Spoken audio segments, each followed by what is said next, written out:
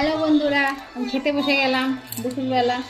আর এখানে যে রান্না হয়েছে চিকেন, আর এটা দেখো ডাল রান্না হয়েছে, আর একটা ভাজা, আলু ভাজা, বেগুন ভাজা, পেঁয়াজ ভাজা করা হয়েছে। আর এটা হলো মিষ্টি চিকেন রান্না হয়েছে। ঠিক আছে, এবার আমি খাওয়া শুরু করি, সেটা ঢেলে নিই। চিকেন তো আমার ফেভারিট, আই লাভ চিকেন। तो तुम्हारे में क्या बोला?